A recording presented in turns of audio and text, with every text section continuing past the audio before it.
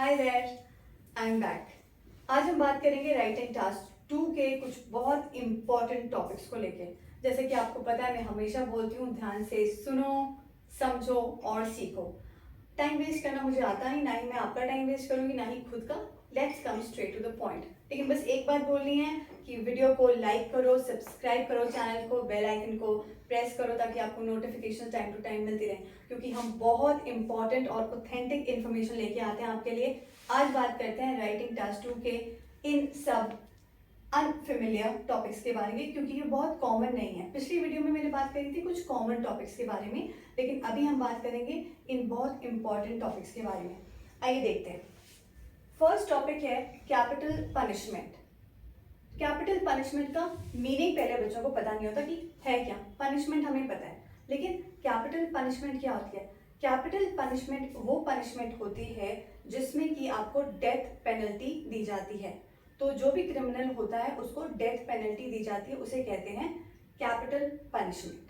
पहले हम सारे टॉपिक्स को समझते हैं, फिर मैं एंड में आपको बताती हूँ एक मैजिकल ट्रिक। सेकेंड टॉपिक है हमारा जेनेटिक इंजीनियरिंग। अब जेनेटिक इंजीनियरिंग अब ये वो वाली इंजीनियरिंग नहीं है, जेनेटिक। अब फर्स्ट वर्ड पढ़िए GENE, तो ये जीन्स, साइंस का थोड़ा टॉपिक है ये, जो साइंस में हम जीन्स के बारे में पढ़ते हैं, और इंजीनियरिंग यहाँ पे उसकी पढ़ाई के साथ है। तो जेनेटिक इंजीनियरिंग यानी कि जीन्स की पढ़ाई के बारे में। थर्ड टॉपिक पे आते हैं मर्सी किलिंग। किलिंग का मतलब हमें पता है, मर्सी का मतलब हमें पता है, मर्सी मतलब दया, किलिंग मतलब मारना। लेकिन मर्सी किलिंग इकट्ठे कुछ समझ नहीं आया। मर्सी किलिंग एक्चुअली उन पेशेंट्स के लिए या उन लोगों के लिए होती है जो कि अपने लिए डेथ मांगते हैं, बहुत लंबे समय से जो बीमार हैं और वो ना वो ठीक हो रहे हैं और उनकी बीमारी चली जा रही है, वो अपने आप से खुद से बहुत दुखी हैं, बहुत कष्ट में हैं, पीड़ा में हैं और बहुत ज़्यादा पेन है उन्हें, बहुत हर्ट हैं physically and mentally of course. तो उन लोगों के लिए ये टर्म है मर्सी किलिंग। तो वो परमिशन उन्हें दी जाती है ताकि वो इस दुनिया को छोड़ के जा सकें। काफ़ी दुख की बात है पर ऐसे ही है। और इसको हम मर्सी किलिंग की जगह टर्म यूज होता है राइटिंग में यूथनेसिया। Yes, euthanasia. तो मर्सी किलिंग अगर नहीं लिखा होगा राइटिंग टास्क में, यूथनेसिया लिखा होगा, आपको मीनिंग समझ नहीं आएगा। दैट मीन्स मर्सी किलिंग के बारे में बात हो रही है।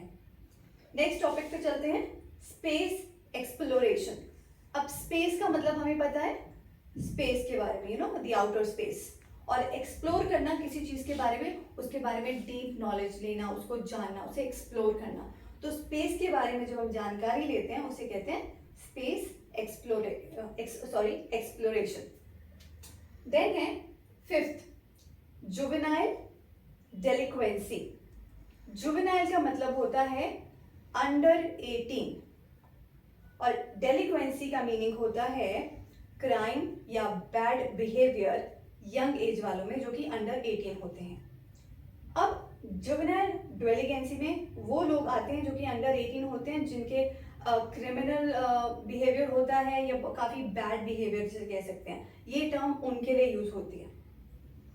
सिक्स है ब्लड स्पोर्ट। ब्लड का मीनिंग हमें पता है, स्पोर्ट का मीनिंग भी हमें पता है। ब्लड मीन्स ब्लड, खून, और स्पोर्ट का मतलब स्पोर्ट्स, गेम्स, स्पोर्ट्स। अब ब्लड स्पोर्ट यानी कि आप सही समझ रहे हैं, एक ऐसा स्पोर्ट जिसमें कि मारधार होती है, खून निकलता है, चोट लगती है, वो होते हैं ब्लड स्पोर्ट्स। इसका एग्जाम्पल है जैसे मार्शल आर्ट्स या फिर जो बुल फाइटिंग होती है, वो होती है ब्लड स्पोर्ट के अंडर आते हैं इस तरह के टॉपिक्स। देन नेक्स्ट है हिस्टोरिकल बिल्डिंग्स। हिस्ट्री हमें पता है, बिल्डिंग्स हमें पता है, तो जो पुरानी हिस्ट्री की बिल्डिंग्स हैं उन्हें हम कहते हैं हिस्टोरिकल बिल्डिंग्स। अब इन पे क्या टॉपिक आता है? अब ये जितने भी टॉपिक्स हैं इन पे क्वेश्चंस की बात करते हैं। इनमें आप सोचोगे कि टॉपिक्स तो बता दिए, लेकिन इन टॉपिक्स हम करेंगे क्या? पहले तो आप इनकी जानकारी लेंगे, डीप नॉलेज होनी बहुत जरूरी है इन टॉपिक्स की, क्योंकि क्वेश्चन पढ़ना नहीं अगर आपको आएगा राइटिंग टास्क 2 में, तो आप आंसर कैसे लिखोगे? तो पहले इन सारे टॉपिक्स की डीप नॉलेज लीजिए, विकिपीडिया पे जाके आप चेक कर सकते हैं। जानिए कि टॉपिक्स हैं क्या डिटेल में। उसके बाद मैं आपको एक मैजिकल ट्रिक बताती हूँ, 1 मिनट ट्रिक। वो ये है कि इन पे 4 तरह के ही क्वेश्चन आते हैं। या तो पूछेंगे इसका क्या कौन इसका विरोध करता है और कौन इसके फेवर में है, फेवर में कौन है, अगेंस्ट कौन है। और सेकंड है कि क्या इसका इम्पैक्ट है और क्या इफेक्ट है।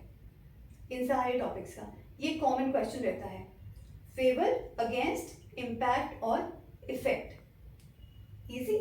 तो ये जितने भी टॉपिक्स हैं इनके बारे में सर्च करना बहुत ज़रूरी है, क्योंकि बिना सर्च किए आप अपनी थॉट को ना लिख नहीं पाओगे। और एक और चीज़ आपको बताती हूँ कि जब भी आप ऐसे टॉपिक्स पे हम क्या करते हैं स्टूडेंट्स, मोस्टली किसी और का आंसर कॉपी करते हैं, किसी और का आंसर पढ़ेंगे, किसी और का ऐसे पढ़ेंगे, उसको लर्न करेंगे। लेकिन मान लो एग्जाम में कोई ट्विस्ट आ गया, तब आप क्या करोगे? अब हम वहाँ पे फंस जाओगे कि यार मैंने तो ये पढ़ा था, मैंने तो ये याद किया था, लेकिन अब तो कुछ और इसमें क्वेश्चन आ गया, अब मैं क्या लिखूँ? तो इसलिए मेरी आपसे रिक्वेस्ट भी है, एक सजेशन भी है कि प्लीज किसी और के लिखे हुए आंसर्स को याद मत करो, अपनी थॉट को ब्लॉक मत करो, लिमिटेड थॉट प्रोसेस मत रखो, अपनी थॉट को बढ़ने दो, खुल के आंसर लिखो, क्योंकि जब आपको पूरी नॉलेज होगी आप लिख पाएंगे। All you need is practice, क्योंकि हम यहाँ पे अपने एकेडमी में किसी भी तरह की किसी और के आंसर्स को प्रमोट करने की परमिशन नहीं देते। हम यूज करते हैं हमारे खुद के बनाए हुए नोट्स स्टूडेंट्स के लिए, वो भी स्टूडेंट के हिसाब से बनाए जाते हैं। And for that if you need any help please comment कीजिएगा और हमसे कांटेक्ट कीजिएगा। ऑलराइट।